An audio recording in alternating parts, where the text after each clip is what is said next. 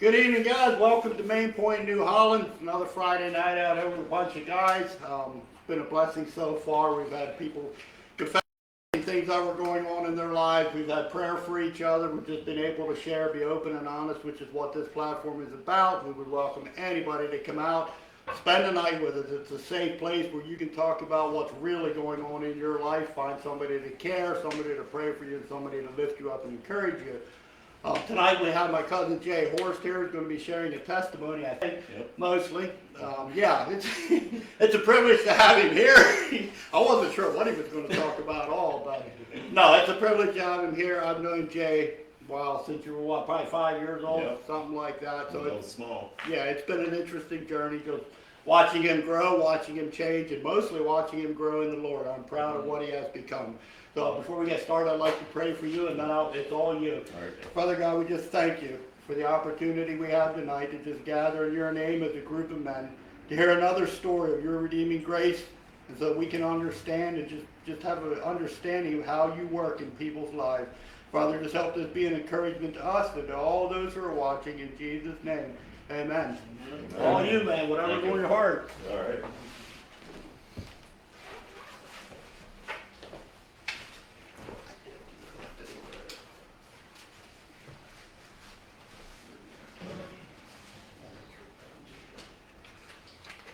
Well, good evening to each of you that are coming out this evening and everybody that's on live stream again.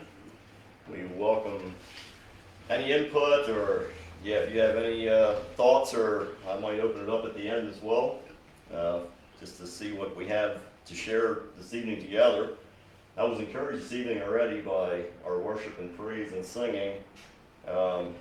Just the songs that were sung and just a time of fellowship this evening as well. You know, it says in the Bible, where 2 or 3 are gathered in his name, there is he in the midst. And this evening I definitely feel that the Lord is here and he is with us. So yes, my name is Jay Horst. I was introduced to most of you. And I live in Denver, PA, which is about a 15-minute drive from here. I'm probably 1/2 a mile from Dave's house. Probably. So not far from where Dave lives, and We can almost hurl in something. yeah, almost, yep, yeah. You might hear the gunshots.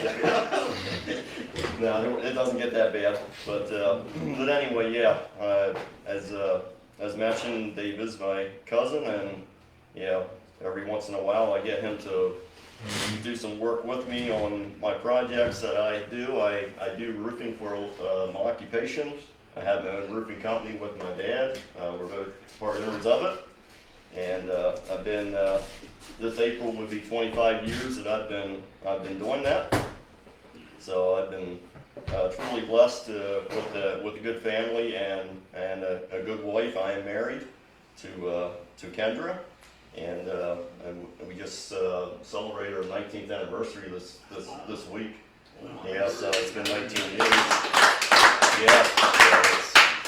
So anyway, we got married on her birthday, which was March 4th, and we've been just celebrated our 19th anniversary.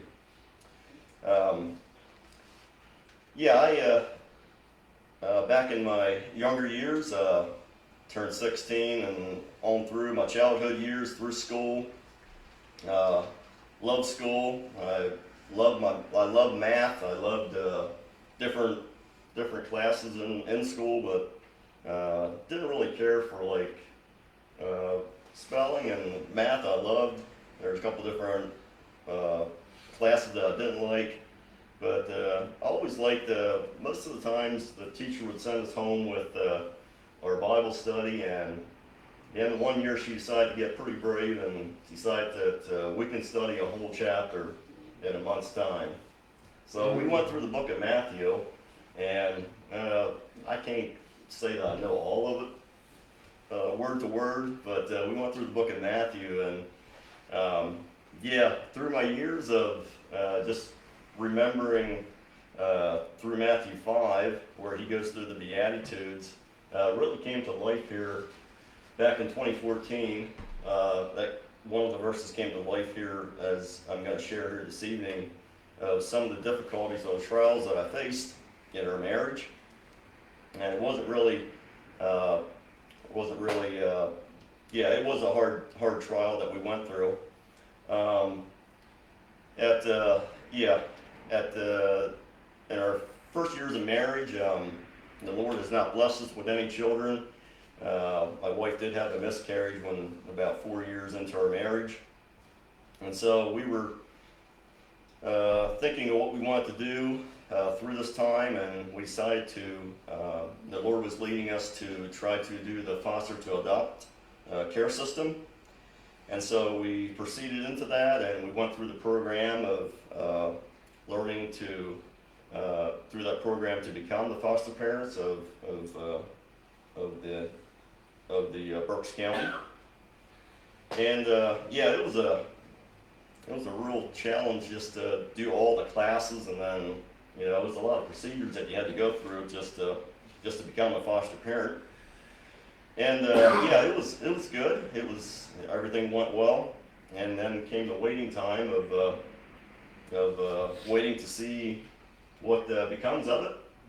And so we got a placement, and it started in 2014. We got a placement with our first son, and yeah, his name was Aiden, and we took him in and cared for him, and yeah, he was a real gullible little fellow.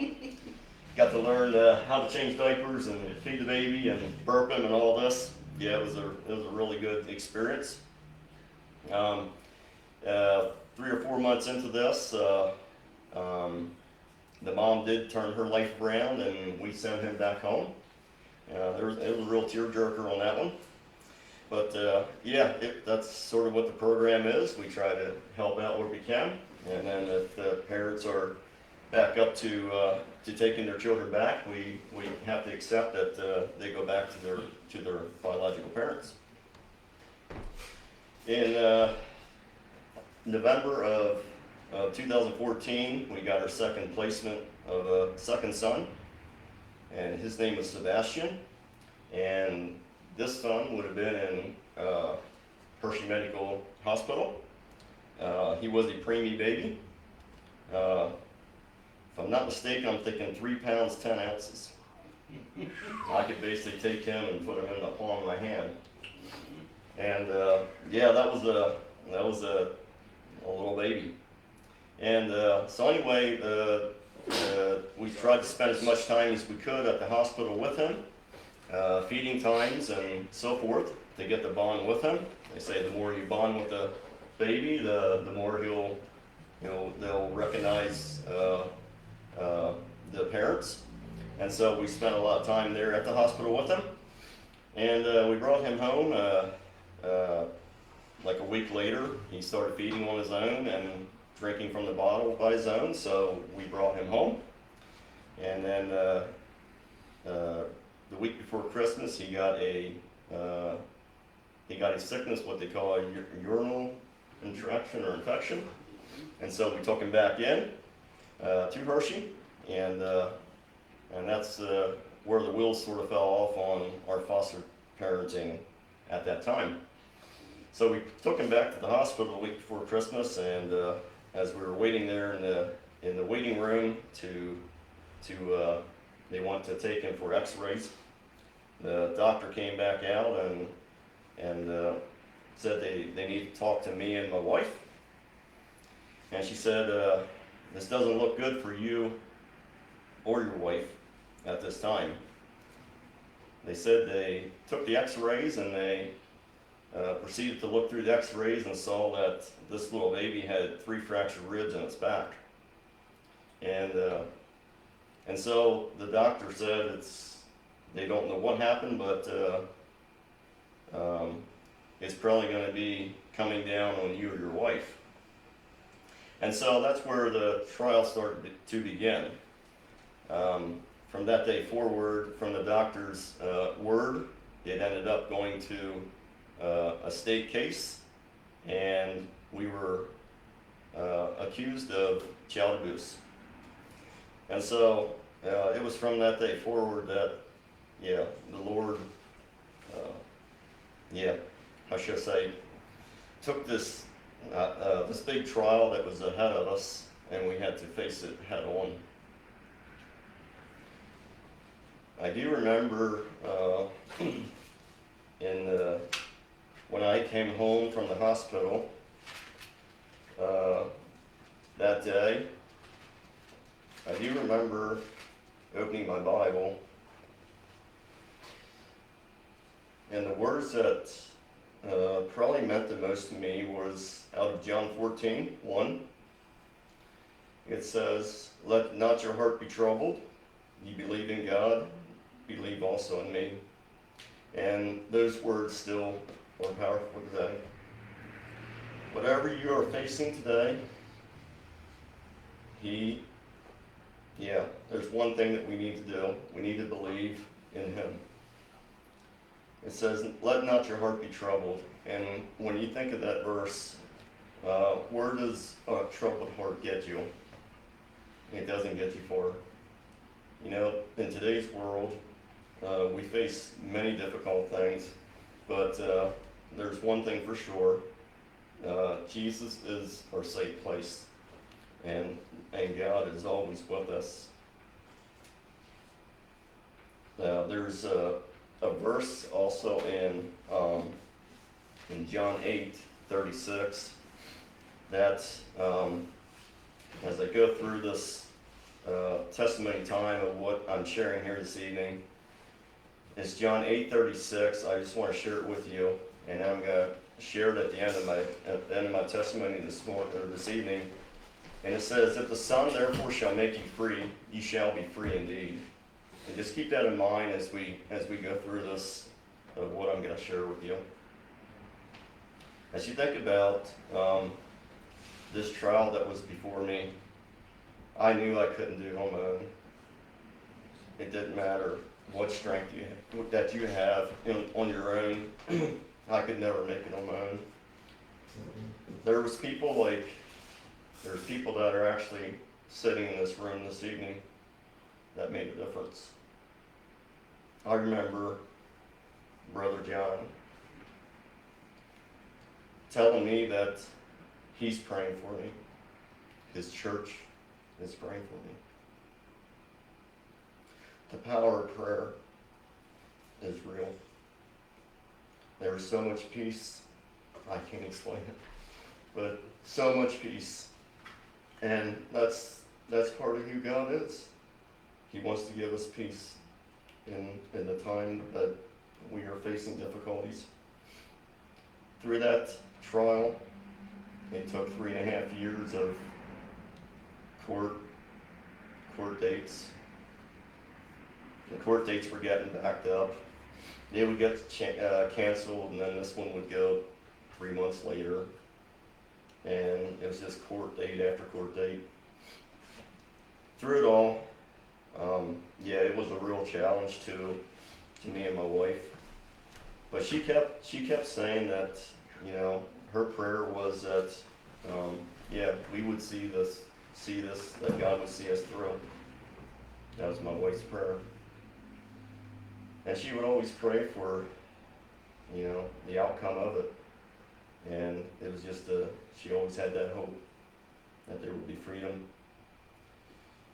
As I think about over them a couple times, there was many different times, but it was a real challenge to wait in the middle of this trial, to have that patience, to have that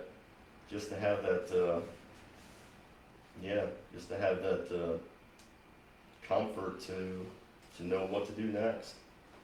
It almost felt like I had my hands tied behind my back, just waiting to see what God was going to do. It was a real challenge. We had,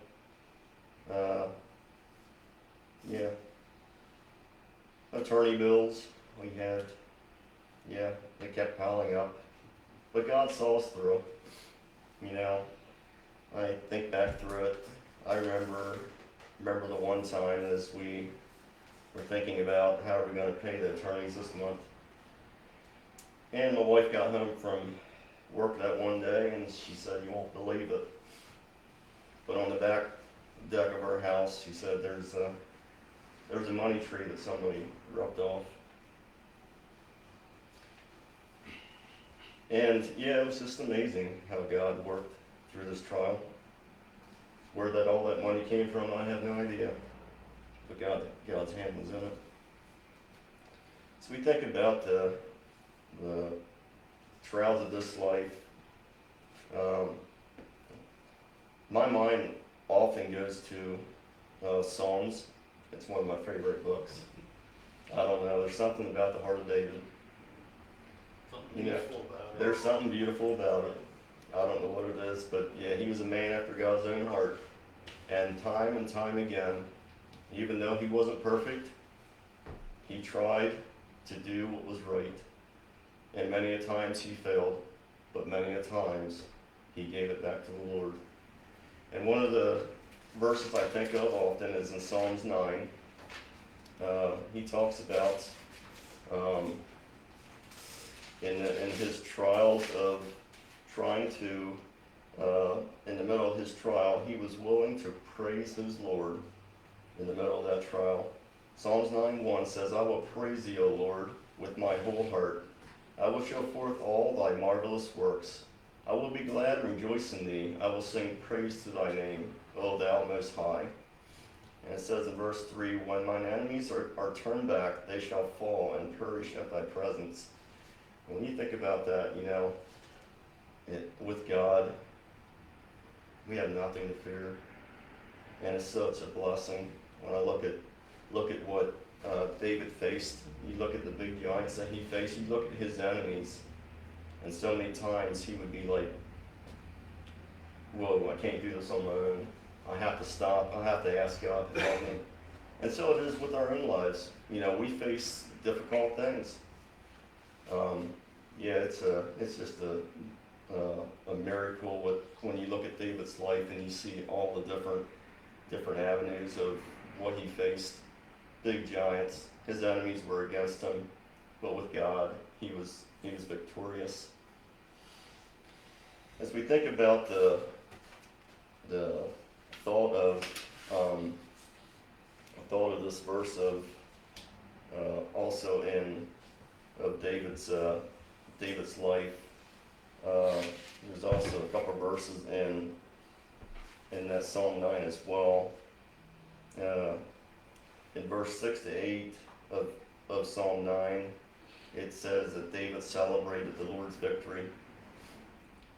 And down further it says that God is a trustworthy refuge. David understood that the help of God wasn't given just because God favored some and opposed others. It was because his people had a relationship with him. He knows your name. They had faith in him, put their trust in him, and they seek him. And so that is part of that this evening as we want to think about that.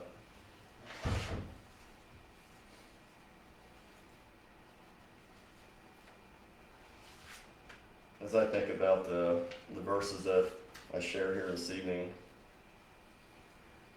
the thought of having that mindset of that verse of "you are free indeed."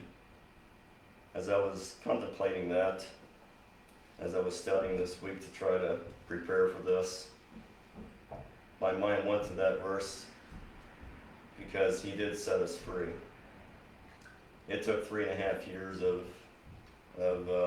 court dates and so forth, and I'll never forget that day. It was January 18th of 2018.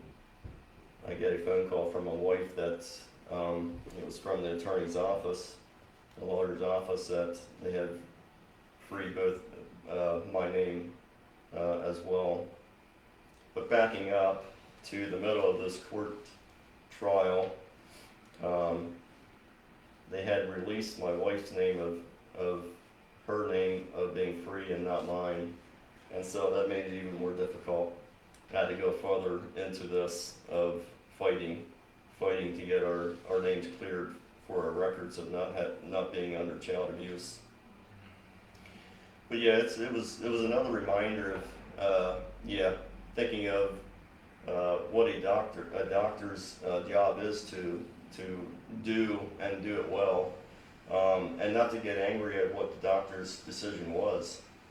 And that was something that for me it was like it was hard to accept. And sometimes, when we're falsely accused of doing something, it is tough. It's a real tough thing. But yeah, it was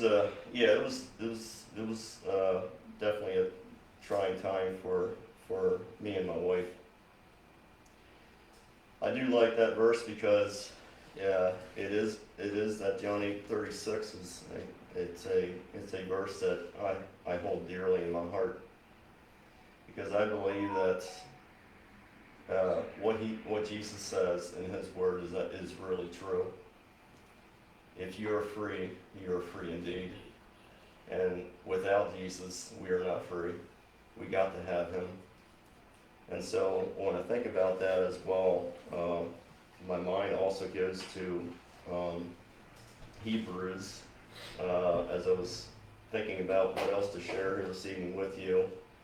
Hebrews 4:16 says, "Let us therefore come boldly." And what does that boldly word mean?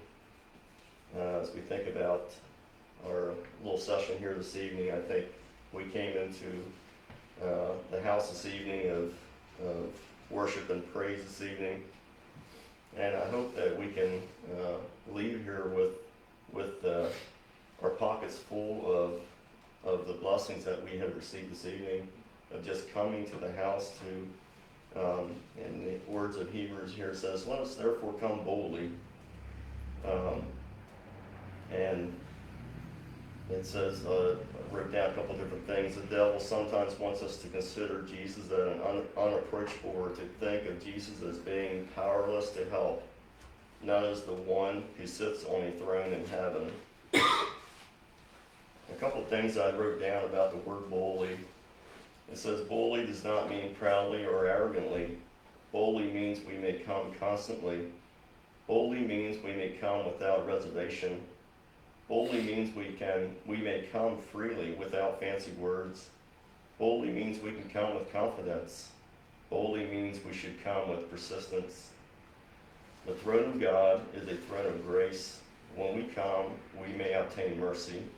This is not getting what we deserve and find grace. This is getting what we don't deserve in our time of need. And so as we share together this evening, I just wanted to say that, it is a real blessing to me, and it was a challenge to me as well as we share together this evening, that if we actually think about it, we're all fishermen in the same boat. If you actually think about it, we're all Different corners. different Same corners, boat. but we're in the same boat, And think about that as, we're all children of God, and we want to all try to get to the same place. And our struggles are different, as we shared this evening. Our struggles are different, but it's through God's grace and mercy that we can be here tonight. There's many times that the hand of God is in something, and it just doesn't seem like it's there, but He's always there, in the time of need. And, many verses say, "Ask and you shall receive," things like that there, and it's so true. And one thing I always think about is the word never changes. Amen. It's always the same. It's been back through the ages. As you go back into the Old Testament to the New Testament, His word is always open. It's always there, and He's always willing to meet you where you are.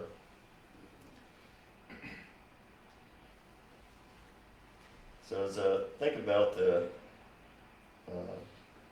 last part of my message here this evening, I just want to encourage you as we think about this verse of being free. It doesn't matter what for sin that you have in your heart, but there's one thing that God really, really wants, and that is your heart. You know, as we think of David, as I shared from Psalms, you know, if there's one thing that God really, really wants, it is our heart. And so many times it's so hard to surrender everything to Him in a time of a trial, but it is well worth it if we just give it to Him. You know, it's just one of those things that we deal with. We're men, you know, things come up, things are hard, and we have to deal with it. You know, the trials are always different in my life versus Dave's life or any of your lives. We face different things, but there's something that, yeah, He really, really wants, and that is our heart. And one other thing I think of is He wants us to be faithful to Him. You know, being faithful to your co-workers, being faithful to your friends, being faithful to your family. Such a blessing. I'm telling you. And when, just tonight, when you confess sins one to another, He is quick and to forgive our sins. You know, it is important that we share together, you know, as a family. Yes, That's what James tells us. We're to confess our sins to each other and pray for each Pray other, for and each that is other. how we are healed. That's how we're healed. That's exactly right. And tonight we are witnesses of that again. You know, it's just amazing how God works. And so as we think of that this evening, we want to hold fast to His word, hold fast to His teaching, and like I said, I think it is a true blessing to be here this evening, and just another encouraged evening to share together and pray together. So yeah, that's all I have for this evening. So Any questions? I did want to bring one thing up. You were talking about, like you said, the doctor was just doing his job. But I think every one of us sitting here would say that at a certain point in our lives, we know what it's like. Does somebody who is in authority hurt us? What is it like to forgive that? What does that look, what's that process to get to the point of realizing he was just trying to do it? I mean, it hurt you incredibly, and I know that. I remember when you were going through it, it's a horrible story, and like you said, for 3.5 years, and I don't know how much money just to get your name cleared, because at that point you were guilty until proven innocent. So what's that process like to try and forgive?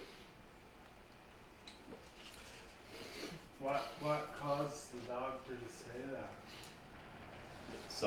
it happened from something, and since we were the parents of this child, they pointed the fingers at me and my wife.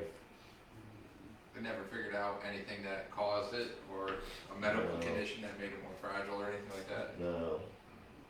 I was gonna, yeah, because you said it was a previous, so it could have been something that happened at birth, And we tried to and they ask them won't that. take that. I just remember the day that he was all excited because that actually charged both of them, and the attorney finally got it to the point where he explained to them, well, it couldn't have been both of them. You have to pick one.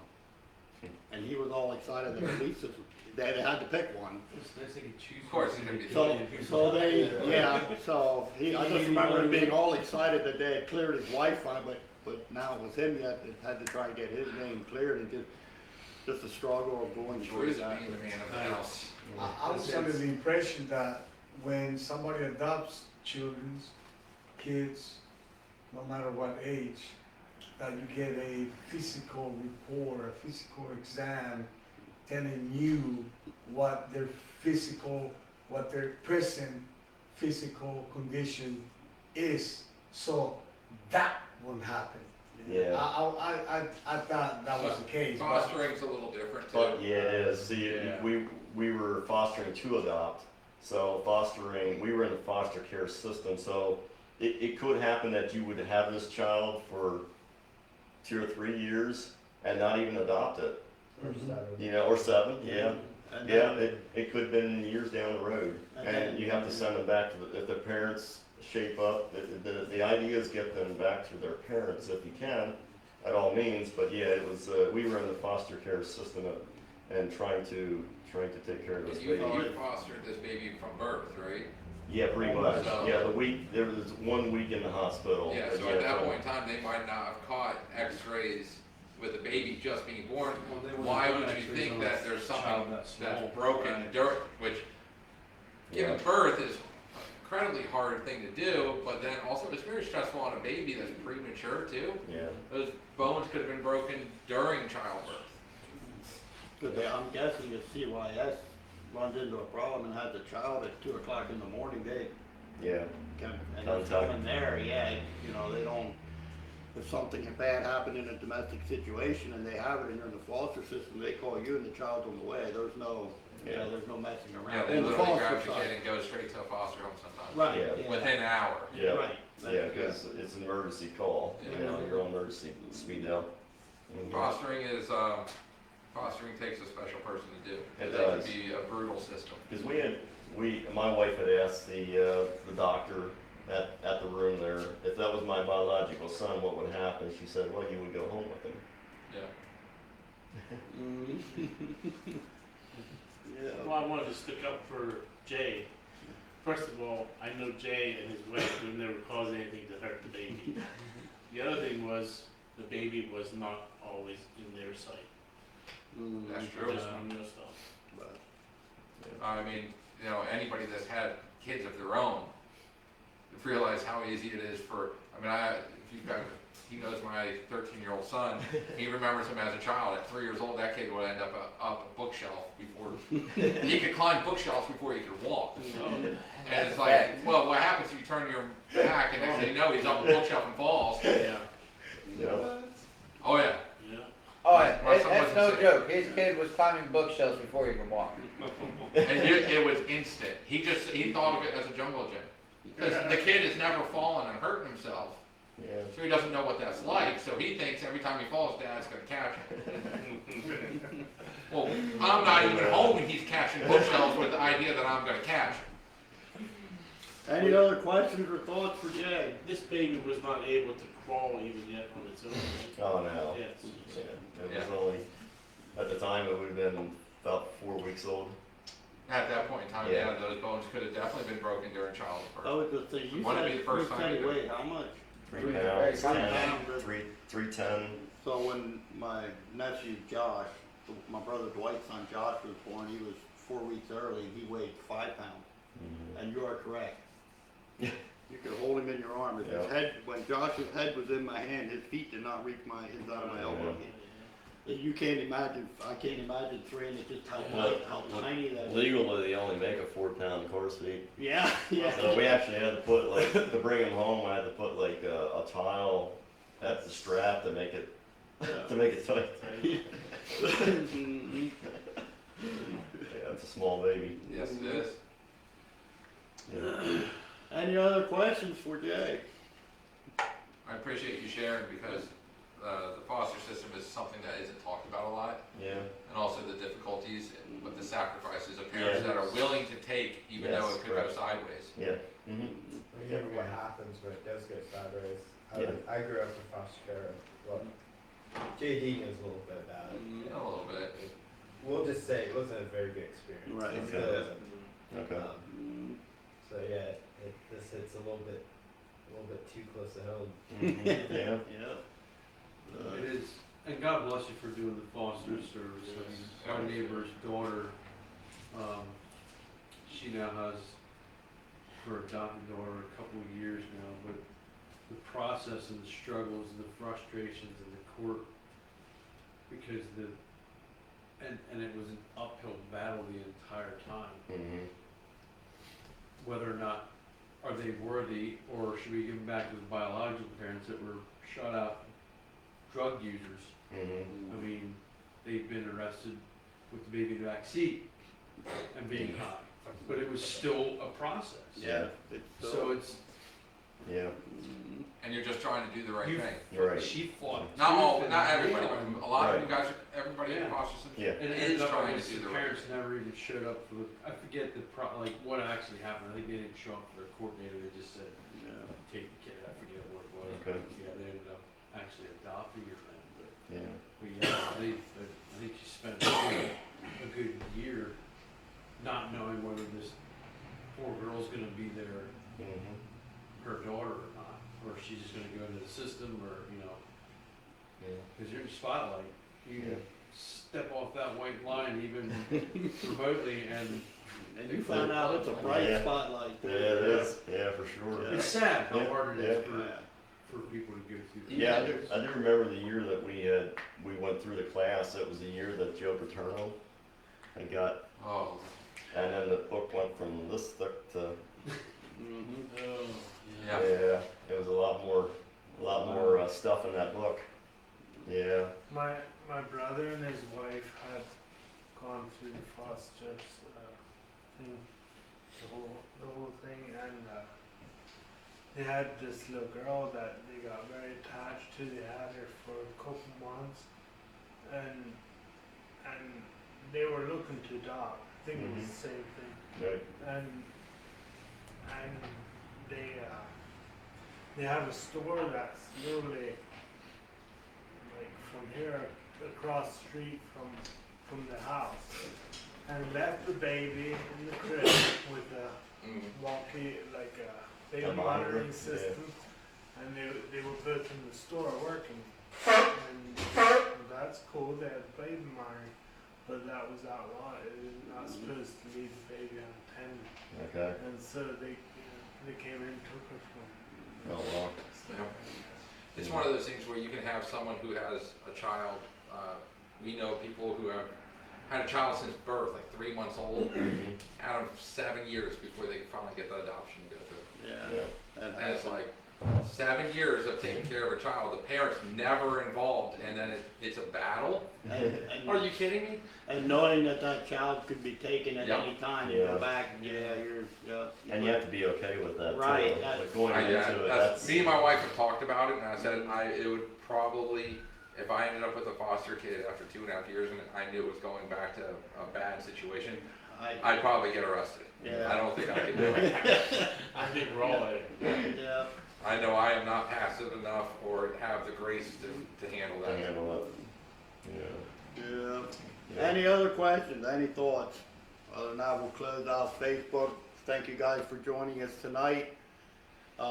Yeah, Main Point, New Holland, stop in every Friday night, starts at 6:30, do testimonies, praise, worship, and then have a speaker starts at 8, whatever's on their heart. So thank you guys for joining us. God bless you all and have a good night. Hey, thanks for sharing with us, Jay. You're welcome. They probably have more